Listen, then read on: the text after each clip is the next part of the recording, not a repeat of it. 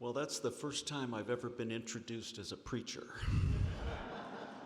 But I'm sure some of my junior officers who worked for me would resonate with that comment. First, I'd like to thank Mother Nina for giving me the honor of doing the sermon today on Veterans Day weekend.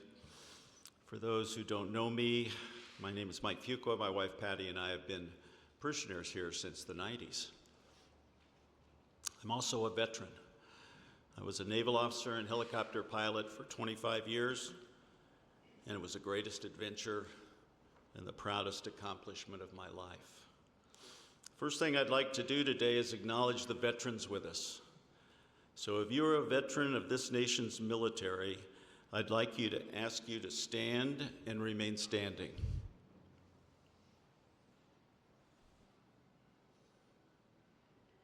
Thank you for your service, but it doesn't end there.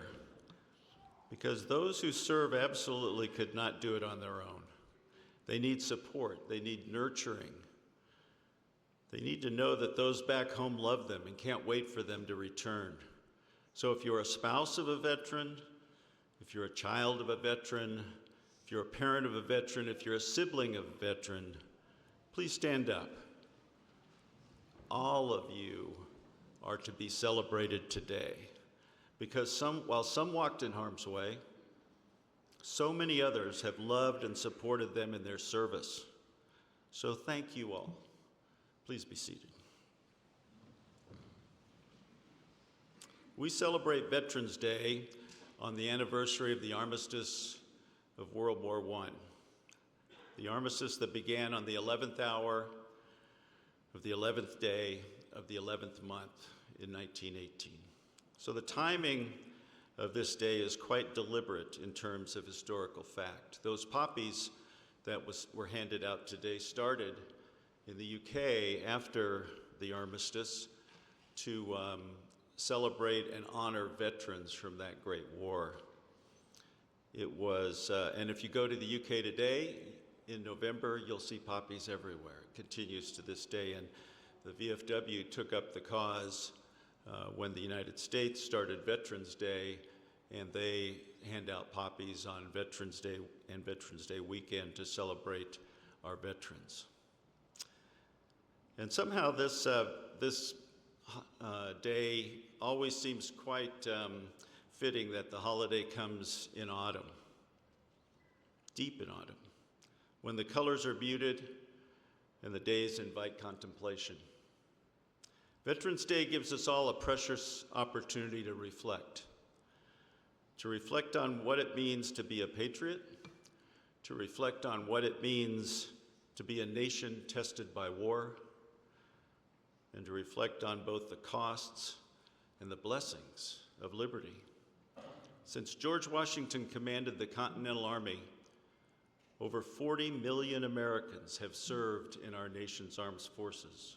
There can be no doubt that America's fighting men and women have given much to ensure that our great nation stays free.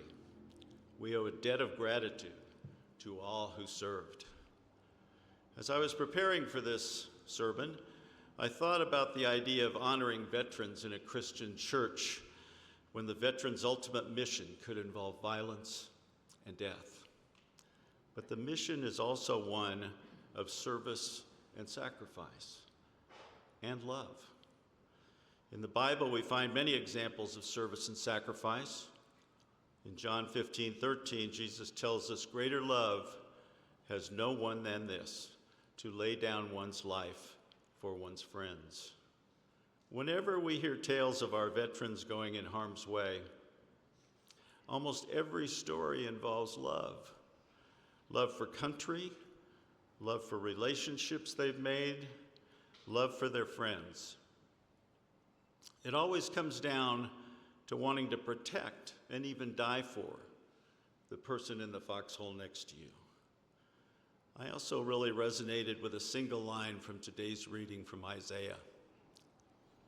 "Then I heard the voice of the Lord saying, 'Whom shall I send, and who will go for us?'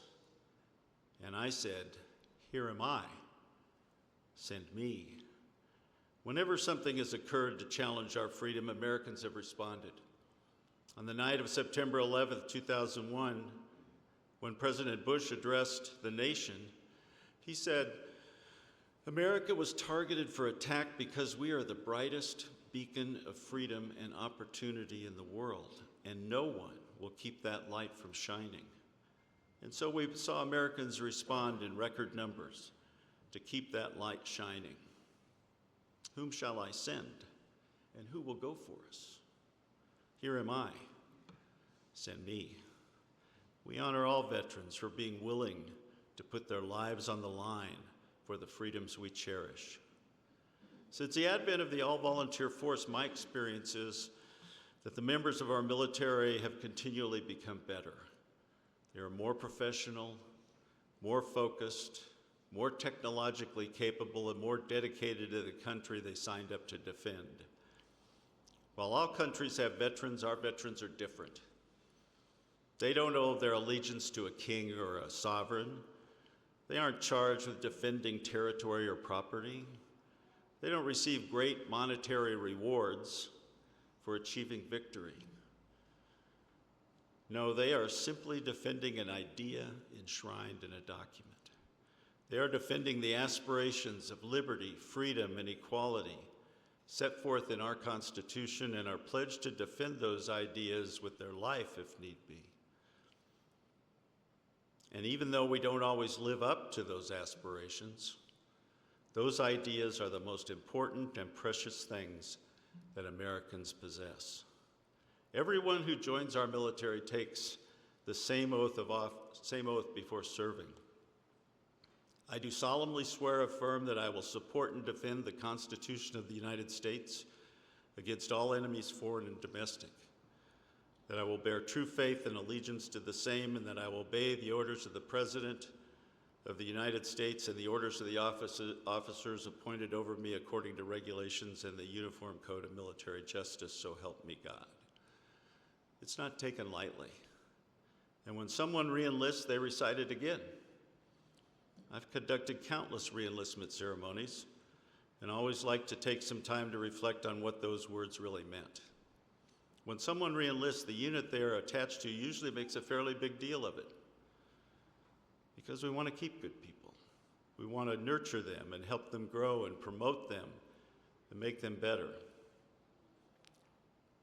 In one of my squadrons, and as my good friend Bill Zettinger would say, this is a true story, we had a policy that we would do anything in our power to facilitate a person's re-enlistment at the place and the circumstances desired.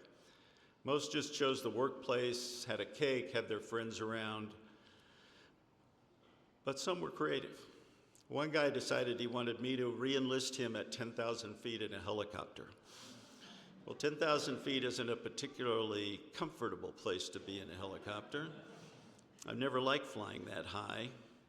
My jet friends always said that we got nosebleeds above 500 feet. That's not true. But that was the deal, so off we went.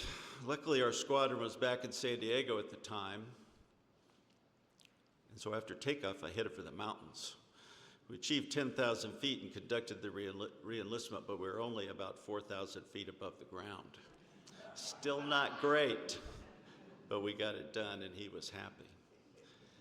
When we think of our veterans, and especially on Veterans Day, we tend to think of the grand contract that they have signed to be our defenders. And we can easily think of the worst that could happen. But the truth is that most are just ordinary citizen soldiers living their life and doing the best job they can. And as they are doing that, the stories of the profound bonds formed in the armed services are common. The willingness to risk one's life for a fellow soldier exemplifies that bond. It has been said that America will remain the land of the free only so long as it is the home of the brave. But the average veteran wouldn't describe himself or herself as brave. They would say they were just doing the job to the best of their ability and grateful to return home safely. I'm a docent down on the USS Midway Museum, And whenever I see a guest with a veteran badge, I try to ask them two things. Would you do it again?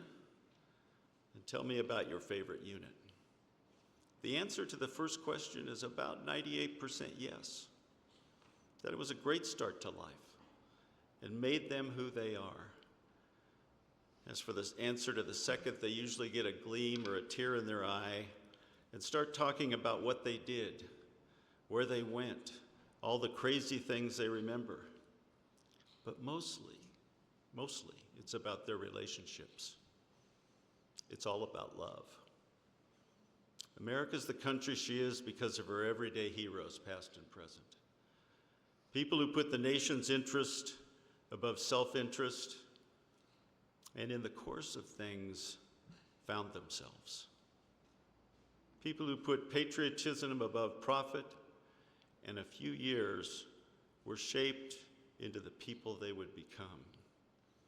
People who put love of country above love of self, and discovered a love greater than they ever imagined. As Christians, we know this. When we let God lead, we find an abundance of blessings. But it's not easy to follow God in our everyday lives, just as putting country above self is not easy. In the military, it takes determination, fortitude, and vision to see through a difficult endeavor that may cost lives.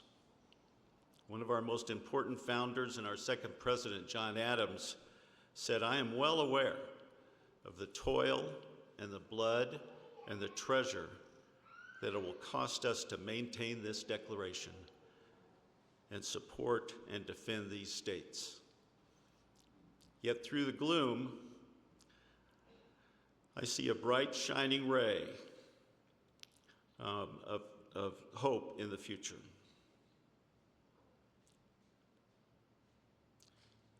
The message today is one of appreciation of our veterans and recognizing them for their dedication.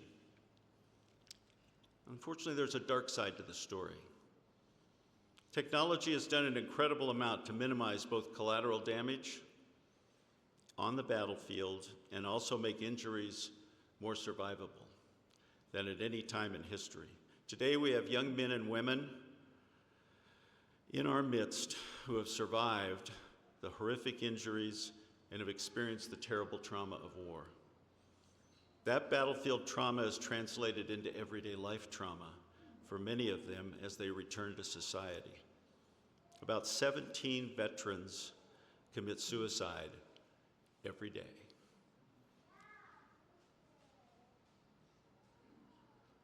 Mental health conditions such as PTSD, depression, and anxiety are not uncommon.